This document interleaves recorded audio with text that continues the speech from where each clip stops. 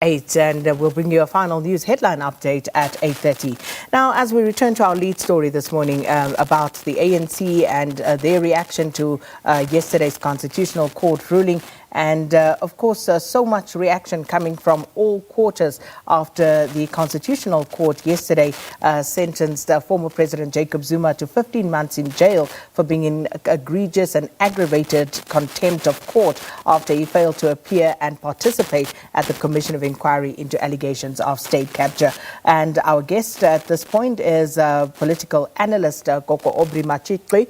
Thanks so much for staying with us, Koko, and as we continue. And I indicated that I want to touch on some of the political ramifications in as far as the potential for unrest of whatever kind, which we will unpack further. So Edward Zuma, he, of course, is the son of the former president, and he's come out and he said that he will lay down his life for his father. Nobody will take his father to prison whilst he is there. And the former president's daughter, Dudu Zile, also said that her father was in high spirits, though, at this time. No fear, they will be escorting him to serve his time closer to home in Nkandla. And we're just going to take a look at that video where Edward Zuma made his pronouncements, and we can speak to that after we watch this. Let's just take a quick look. Zuma, I think my position has been known, and I still maintain my position that, whatever decisions are taken by law enforcement agencies of this country, well, they'll have to kill me first before such thing is implemented. By kill you first, Mr. Zuma, you mean before your father can be dragged from his home to prison, they'll have to kill you first? Exactly. So you are saying Zuma? Well, so those the sentiments from the former president's son, Edward Zuma Aubrey. And I must say, listening to reaction from opposition political parties and other stakeholders in society yesterday, I must say I did get a sense of some concern from most of the reactions that in as much as people welcomed the Constitutional Court judgment, there was some concern that this could possibly lead to some form of instability in the country. What is your sense? The concern, Sakina, is not unfounded because my own concern is with regard to another convergence. The convergence of the storm coming out of Nkandla and the storm coming out of the conflict within the Zulu Royal House. When the two converge, there is the potential of a very serious social and political instability, particularly in two provinces, that is Gauteng and KwaZulu-Natal, and beyond that, maybe the country as a whole. Now, the words of Edward Zuma are the words of a son who is angry, who is emotional. Now, whether the anger is justified or not is not the issue. The issue is that the words he utters may feed into a much broader climate of anger in response to the Concord judgment, and therefore may feed into what potentially may become violent instability in the country. But let me say this. All of this makes sense only if we are not exaggerating the level of support the former president will enjoy. Because it's quite possible that the level of support we imagine will not materialize because it does not exist, in which case what we heard yesterday from Edward Zuma would be nothing more than saber-rattling. And that's going to be an interesting one to watch. The ANC, for their part, they will meet this weekend to discuss the consequences and, of course, the impact of yesterday's judgment. And obviously coming out to say they support the rule of law. But which questions do you think the ruling party needs to grapple with post yesterday's judgment, Aubrey? Well, the first question to ask is from me, which ANC? And secondly, in my view, the less said about the ANC, the better. Because the ANC is complicit in the generation of circumstances and forces that have brought us to this point. It is the same ANC which uncritically defended Jacob Zuma for many years, for the better part of the past 15 years. And now we must take the ANC seriously and therefore take as credible the statements it is making about what happened yesterday and about the need for peace and calm and about its commitment to judicial processes. Because there was a time when, in defense of Jacob Zuma, the ANC itself was not only critical, but was in the judicial. So that's why the less said about the in my view, better. And then, of course, couldn't help but notice some of the public's comments around this particular matter. And inevitably, the apartheid era leaders come into the fray.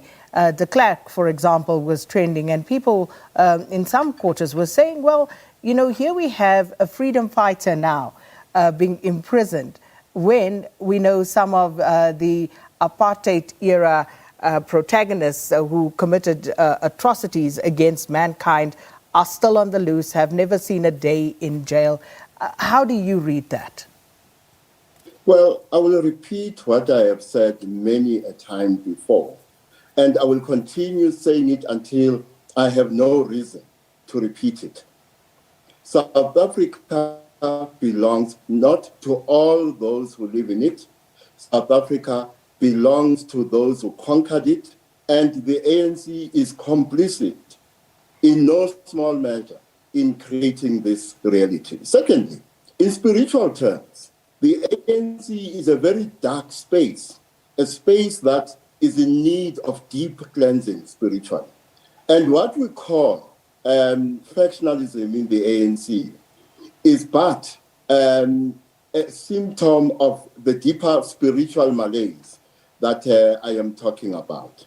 Now, of course, you are right to point out what seems to be some kind of inconsistent attitude towards those who fought for the struggle, who fought in the struggle against apartheid, when they err, when they are in defiance, and when they betray the cause for which they fought, on the one hand, and the attitude we seem to have towards the perpetrators of colonialism and apartheid during the liberation struggle. But it makes perfect sense to me, Sakina.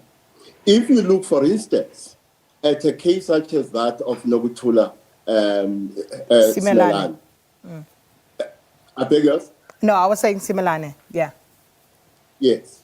So if you look at that case, the Timor case, the case of the Craddock 4, there's a very serious exercise in betrayal there that is being perpetrated by the ANC government. Why is it that the ANC government lacks the appetite to make sure that those who did not get amnesty from the TRC, which TRC had said must be prosecuted, why is it that it does not have the appetite for that?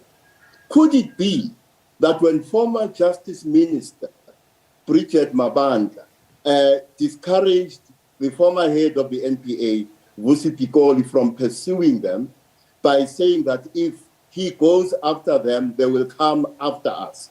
Could it be that she was speaking to acts of betrayal that happened much earlier during the liberation struggle? And because of those acts of betrayal, if they go after these apartheid leaders and perpetrators of a crime against humanity that apartheid was. These people will then come after the ANC or its leaders or some of its members precisely because the betrayal meant that these people were their handlers. Could that be the case? I don't know.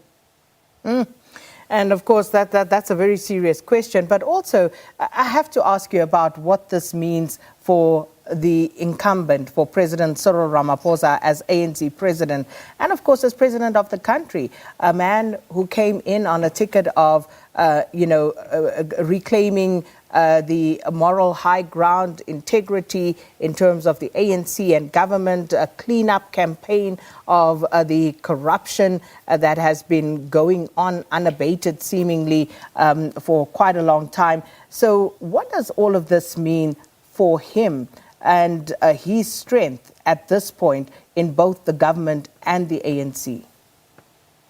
I think as matters stand, Sakina, President Cyril Ramaphosa is in charge. I think the balance of support within at least the National Executive Committee of the ANC favor, and I think in the short term that will remain the case.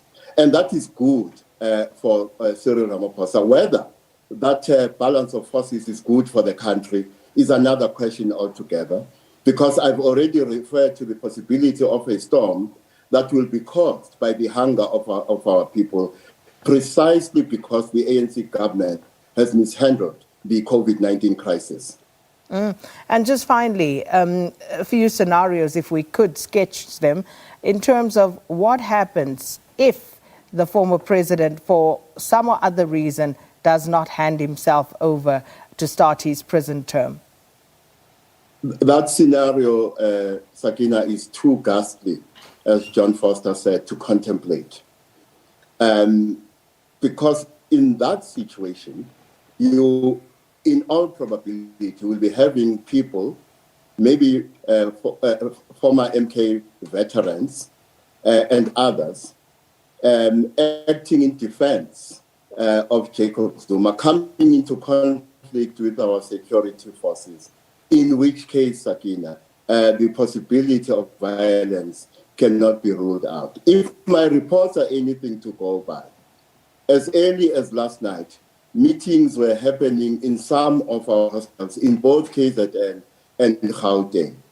Now, there's no prize for asking what the topic of discussion was at such meeting.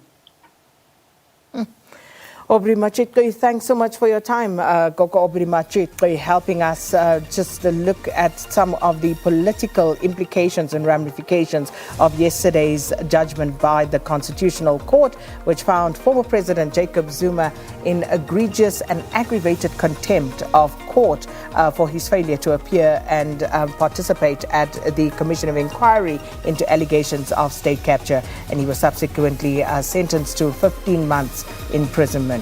So with that, let's park that there for the time being. We'll share some of your views to our question of the day.